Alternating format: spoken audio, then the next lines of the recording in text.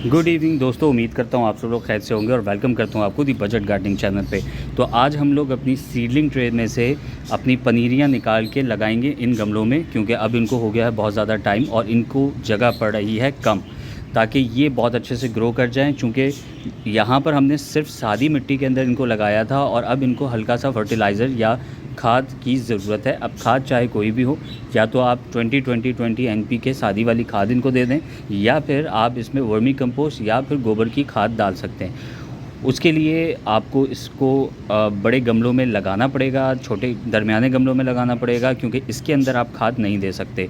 तो उसको निकालने के लिए, पनीरी को निकालने के लिए सबसे पहले तो आपने ये ख्याल रखना है, अगर आपका सेल मोटा है, मोटे वाले सेल वाली आपके पास सीडलिंग ट्रे है, तब तो आप इसको यहाँ पे तकरीबन 15 से 20 दिन तक रख सकते हैं। और अगर टाइम ना मिले तो आप इसको 1 महीना भी कम मैक्सिमम आप इसमें रख सकते हैं। उसके बाद अगर आप इसको छोड़ेंगे तो इसकी ग्रोथ जो है वो बहुत ज़्यादा कम हो जाएगी। अगर आपकी सीडलिंग ट्रे ऐसी है जिसके खाने बहुत छोटे हैं, क्योंकि ऐसी सीडलिंग ट्रे भी आती है जिसके खाने इस एक खाने में से 4 बनते हैं, यानी बहुत ही छोटे छोटे खाने होते हैं, तो आपने 1 हफ़्ते के अंदर ही अंदर उसको वहाँ से निकाल लेना है। सीडलिंग ट्रे में से निकालने के लिए आपको ऊपर से नहीं खींचना है, आपने नीचे से इसको सेल को हल्का सा पुश करना है। उसके बाद नीचे वाले हिस्से में ऐसे उंगली से इसको ऊपर उठाना है, जैसे कि ये मैंने निकाल के रखा हुआ है। उसके बाद जब आप इसको उठाएंगे तो ये बहुत आराम से जो है वो बाहर को आ जाएगा। अब आप ये देखें, ये पूरा का पूरा सेल बाहर बना हुआ आ गया है और आप इसके नीचे जड़ें देख सकते हैं कि कितनी बेहतरीन जो है इसमें से रूट्स जो हैं वो ग्रो हो गई हैं और इसके चारों तरफ हो गई हैं। मैंने इसके नीचे अखबार लगाया था, क्योंकि इसके अंदर जो सुराख होता है उसमें से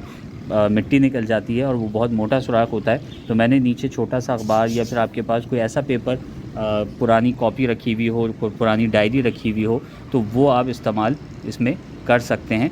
और उससे क्या होगा कि आपका पानी जो है वो कागज़ से ड्रेन भी हो जाता है और साथ ही साथ उसमें जो है वो आपका जो है मिट्टी भी जो है उसमें से नहीं निकलती। तो ये बहुत अच्छे से पौधा ग्रो हुआ है, बहुत ज़्यादा हेल्दी पौधा है। और इसको लगाने के लिए मैंने ये छोटे वाले गमले जो है वो तैयार किए हैं।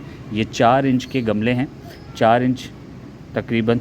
और इसमें हम सबसे पहले बीच में हल्का सा एक होल बना लेंगे हाथ की मदद से। मिट्टी इसमें ऑलरेडी बहुत अच्छे से नम है, ताकि आपकी पनीरी जो है वो शौक में किसी किस्म की उसमें ना जाए। और यहाँ पर ये मैंने बहुत अच्छे से बिठा के और हल्के से मैंने इसको पुश कर दिया है। अब मिट्टी इसमें पहले भी गीली थी और पनीरी की मिट्टी भी गीली थी, और अब आप इसमें हल्का सा पानी छिड़काव करना चाहें तो आप कर सकते हैं, ताकि ये आहिस्ता से इसमें बैठ जाए। और आप देख सकते हैं कि कितना खूबसूरत लग रहा है और कितनी जल्दी ये हमने ट्रांसप्लांट कर लिया। तो जब आप पहले से ही सारी तैयारी करके रखते हैं तो ये इतना आसान हो जाता है। और यहाँ पे आप हल्का सा इसमें पानी डालें, ताकि यहाँ से जो है ये जो भी इसमें एयर बबल्स थे या जो भी गैप आया था वो इसमें पूरा हो जाए। इसी तरह से हम अपनी तमाम पनीरियों को तैयार करते हैं। तैयार करने के बाद फिर दोबारा मैं आपको दिखाता हूँ कि ये पनीरियाँ कैसी लग रही हैं।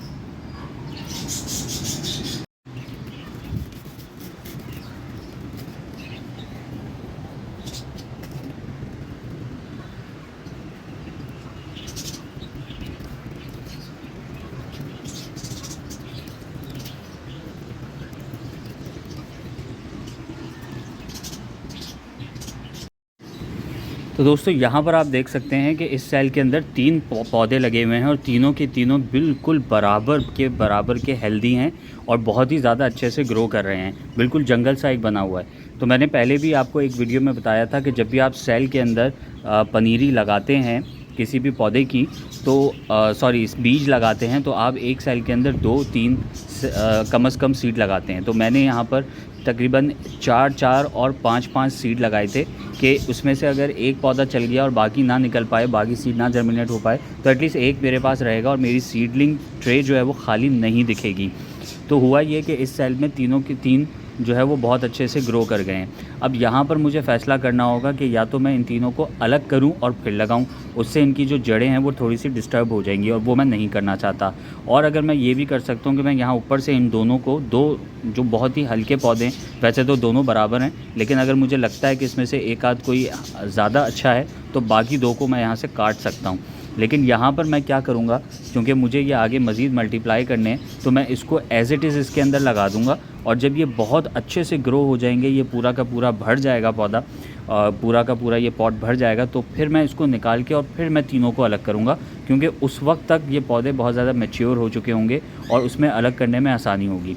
या फिर मैं वहाँ पे भी यही सोचूंगा कि मैं इसको अगर निकालना चाहूँ तो मैं निकाल भी सकता हूँ, और सिर्फ एक को रखना चाहूँ तो मैं एक को रख सकता हूँ।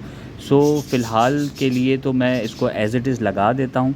लेट्स सी कि ये किस तरह से ग्रो होते हैं, और जैसे ही ये थोड़े से बड़े होंगे तो फिर मैं आपको दोबारा इसकी अपडेट भी दूंगा जब मैं इनको अलग कर रहा हूँगा। तो जब ये सारे पौधे लग जाएंगे तो हमने इसके ऊपर थोड़ी थोड़ी आहिस्ता आहिस्ता से खाद डालनी है, ताकि इनको न्यूट्रिशन वगैरह जो है वो मिलनी शुरू हो जाए और ये बहुत अच्छे से जो हैं वो ग्रो करना शुरू कर दें।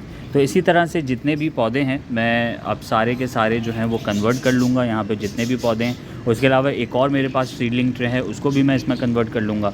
तो आज की वीडियो बनाने का मकसद सिर्फ ये था कि आप लोगों को ये बताया जाए कि सीडलिंग ट्रे को किस तरह से सही इस्तेमाल कर सकते हैं, और उसके अंदर अगर बीज निकल आते हैं तो फिर आप उसको किस तरह से ट्रांसप्लांट कर सकते हैं। तो उम्मीद करता हूँ आपको आज की वीडियो पसंद आई होगी, और अगर आप चैनल पे नए हैं तो चैनल को सब्सक्राइब करना ना भूलिएगा।